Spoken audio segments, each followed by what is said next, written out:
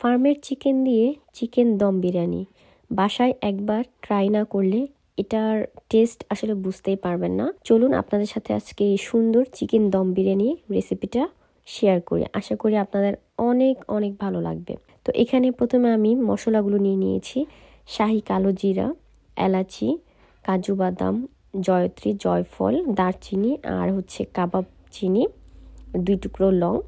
আমি কিন্তু একদমই অল্প পরিমাণে মশলাগুলো নিয়েছি। আর এবার একটা ফ্রাই প্যানে আমি আলুগুলো ভেজে নিচ্ছি। আলুগুলো ভেজে নিলে খেতে খুবই ভালো লাগে। এবার একটা ফ্রাই প্যানে আমি তেল আর ঘি মিক্স করে দিচ্ছি। আমি সবসময় দুইটা মিক্স করে রান্না করি। এবার পেঁয়াজগুলো একটু হালকা বেরেস্তা করে ভেজে নেব। তারপর আস্ত যে মশলাগুলো থাকে সেগুলো দিয়ে দিচ্ছি, যেমন এলাচি, তেজপাতা, তারপর লং, দারচিনি এগুলো।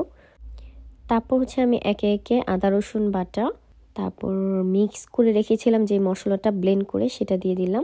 একটুখানি পানি দিয়ে তারপর ব্লেন্ড করে নিলে একদম মিহি করে ব্লেন্ড হয়ে যাবে। এবার মশলাটা ভালো করে মিক্স করে নিয়ে দিয়ে দিচ্ছি মরিচের গুঁড়া 1/2 চা চামচের মতো। তারপর দিয়ে দিচ্ছি জিরার গুঁড়ো আর ধনিয়ার গুঁড়ো।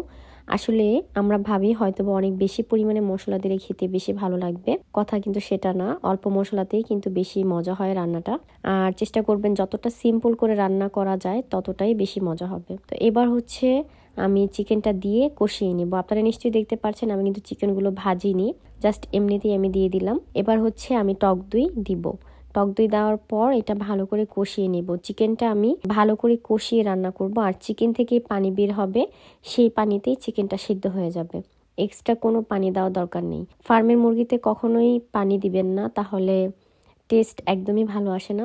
মুরগিটা যখন সিদ্ধ হয়ে যাবে তখন আমি অল্প একটু ক্রিম দিয়ে দিচ্ছি। আমার কাছে গুঁড়া দুধ ছিল না, বাট আপনাদের কাছে যদি গুঁড়া দুধ থাকে একটুখানি পানি দিয়ে গুলিয়ে তারপর দিয়ে দিবেন, এতে টেস্ট অনেক বেশি ভালো আসে। এবার একটা হাঁড়িতে পানি, তারপর লবণ আর আস্ত মশলা দিয়ে দিলাম। পানিটা ফুটে উঠলেই আমি বাসমতি চাল দিয়ে দিচ্ছি। চালটা আমি 70% মতো সিদ্ধ করে নিব, বেশি সিদ্ধ করা যাবে না, তাহলে কিন্তু বিরিয়ানিটা ভালো হবে না। একটু শক্ত থাকতে চালটা নামিয়ে ফেলবো। এবার যে হাঁড়িতে বিরিয়ানিটা রান্না করব সেখানে আমি রান্না করা চিকেনটা নিয়ে নিলাম। তারপর ভাজা আলুগুলো দিয়ে দিচ্ছি। আর চেষ্টা করবেন হাঁড়িটা একটু মোটা লেয়ারে নিতে, এতে করে দম বিরিয়ানিটা খুব সুন্দর হবে, মানে ঝরঝরে হবে, নিচে থেকে লেগে যাবে না।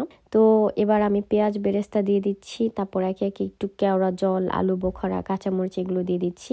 আর দম বিরিয়ানি রান্না করলে অনেকের ক্ষেত্রেই নিচে থেকে লেগে যায়, এটার একটাই কারণ, শুধু হাঁড়িটা চেষ্টা করবেন মোটা লেয়ারে নিতে। যখন দম বিরিয়ানি কিংবা বিরিয়ানি টাইপ যে কিছুই তৈরি করেন না কেন, আপনারা চেষ্টা করবেন হাঁড়িটা মোটা লেয়ারে নিতে, তাহলে কখনোই নিচে থেকে লেগে যাবে না। এবার আমি সিদ্ধ করা চালটা দিয়ে দিচ্ছি। আপনারা নিশ্চয়ই দেখতে পাচ্ছেন চালটা একদমই ঝরঝরা। আর আমি এখানে বাসমতি চালটা ইউজ করেছি। চিকেন দম বিরিয়ানি কিন্তু একটা ইন্ডিয়ান বিরিয়ানি রেসিপি, সো এখানে বাসমতি রাইসটা ব্যবহার করলে এটার টেস্ট অনেক বেশি ভালো আসে। আর আপনারা ইচ্ছা করলে চিনি গুঁড়া চাল দিয়েও করতে পারেন, বাট আমার মতে বাসমতি চাল দিয়ে রান্না করলে বেশি টেস্ট হয়। এবার আমি উপর থেকে কাঁচামরিচ, ঘি, পেঁয়াজ বেরেস্তা, কেওড়া জল এগুলো দিয়ে দিলাম। আর কাঁচামরিচ গুলো ভেঙে দিবেন, এতে করে সুন্দর একটা ফ্লেভার বের হবে, বিরিয়ানিতে আসবে। এবার জর্দার রং আমি গুলিয়ে দিয়ে দিলাম। আর 1/2 কাপের মতো দুধ আমি দিয়ে দিচ্ছি। তারপর প্রায় 25 মিনিটের মতো আমি এটা দমে রাখবো, চুলার আঁচ একদমই লো হিট করে। তো 25 মিনিট পর দেখতে পাচ্ছেন সুন্দরভাবে চালগুলো সিদ্ধ হয়ে গিয়েছে, কারণ চালগুলো কিন্তু এই 25 মিনিট আরো বেশি সিদ্ধ হবে আর ঠিক এতটাই ঝরঝরে হবে। তো আশা করি আজকের এই বিরিয়ানিটার রেসিপিটা আপনাদের ভালো লেগেছে। ভিডিওটা দেখার জন্য অনেক ধন্যবাদ। আসসালামু আলাইকুম।